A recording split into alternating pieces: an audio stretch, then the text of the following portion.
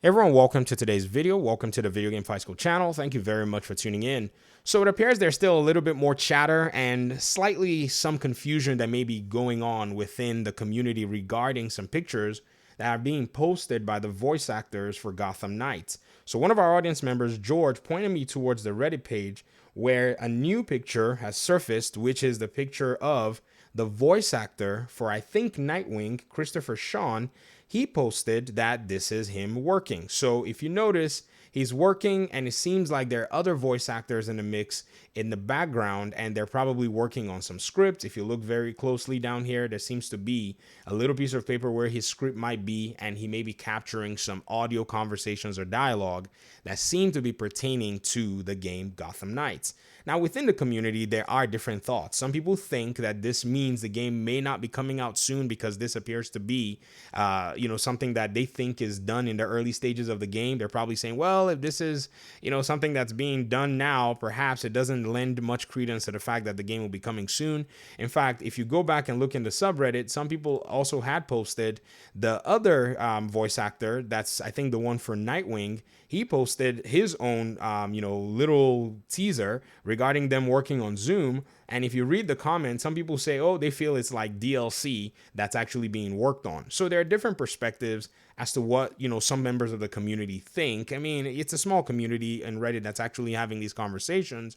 But I'm guessing that if you were to see this and you were to want to chime in, you probably fall into one of both categories, or maybe you have an entirely different perspective as to what you think is going on. So here the information is. I've presented it to you guys, and you guys can go ahead and kind of make out what it is you want, because we haven't gotten many, I don't say material confirmation, pieces from the development and even from the publisher.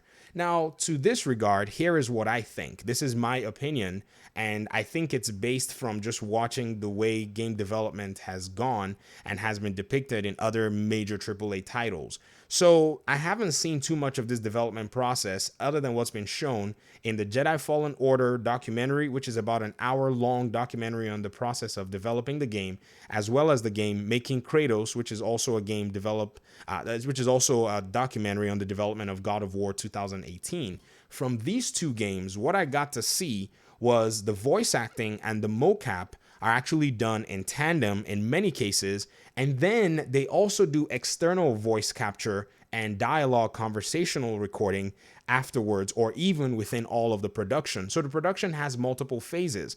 There will be the phase where they're capturing different animations, perhaps for cutscenes and all of the others, and then they go ahead and do conversations and dialogues, and then eventually they, maybe do some post-production stuff just to correct some things or capture or recapture some voice work that the actors have done. So this is not uncommon for them to actually have multiple phases of production with voice actors for a video game. What's interesting is in the Jedi Fallen Order game, the way the voice capture and the mocap was done was that the writing team finished all their scripts and finished all of their story and dialogue, and then they actually set up all of the different voice capture scheduling and mocap scheduling, and actually the writing team coordinated all of that stuff while the mocap team was capturing the data. And at the same time, the other development proxies were going on. They were developing the environments, the open world, the mechanics, I think the little bot and the droid, the animators were working on all those things. So development was still going on while the voice acting and mocap was going on. And then eventually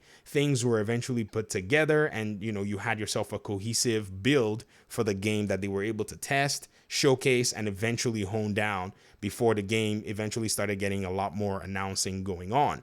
So I think what you're seeing here is probably post-production stuff. A lot of the mocap and the voice capture for those cutscenes seem to have been captured, and you can actually see a glimpse of this in the second reveal that they showed at the DC Fandom event of last year, where the Penguin was speaking to Nightwing. If you think about it, that is a cutscene, in my opinion. I mean, it had cutscene written all over it, where the Penguin calls him and, asks him to, bring his ear close and whispers about the Court of Owls into his ear. So that part of the game, and perhaps any part that would seem like that, seems to have already been captured and used in the production. I think, if I was to actually speculate here, that what we're seeing is actually closer to DLC content development as, you know, the way they do it in most of these video games, because the animators are able to do animations that they think are necessary. They can use a whole lot of different proxies to be able to get that done, and it's not something that's out of the question. But again, a lot of the voice actors have also been showing a lot of stuff. They've been really, you know, going ahead to do some more interesting show-offs of themselves actually being in Montreal, and, you know, visiting the area and talking about all kinds of different things and trying to clue us into the fact that they're actually actively working on this game in the, you know, very physical location of Montreal. So who knows what they already have captured in terms of mocap on top of the stuff that we saw at the DC fandom event. So I think this is where we are right now, that production is in some post-production phase in my mind. And whenever they finish with this post-production phase, which I think is the post-launch content that they probably want to go ahead and bring to fans, they'll go ahead and announce it.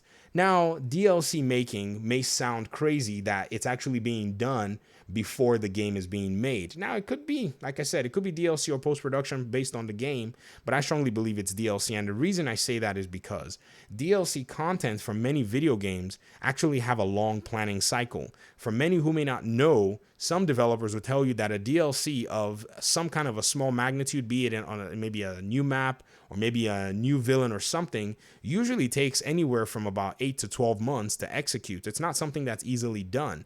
So I think what it is that they want to do is they want to make sure that they at least have some of their post-production or post-launch content, you know, somewhat ready to go. And now they're just using that post-launch production cycle to tease people while they're finishing the build of the game. But already I've stepped way beyond speculation territory, but this is just based on some of the things we've seen in other video games. And who knows? It could be that the game is still in its infancy. I may be wrong on all points, but I don't think we're far too distant from the reality right now surrounding the game. But it is what it is. I just wanted to go ahead and share that with you. I appreciate you guys so much for even hanging with me and rocking with the channel. Let me hear your thoughts in the comment section regarding all of this. There is still a lot more to talk about, but I'll just go ahead and continue to unveil those little by little. Talk to you guys in another video. I appreciate you guys so much. Peace out.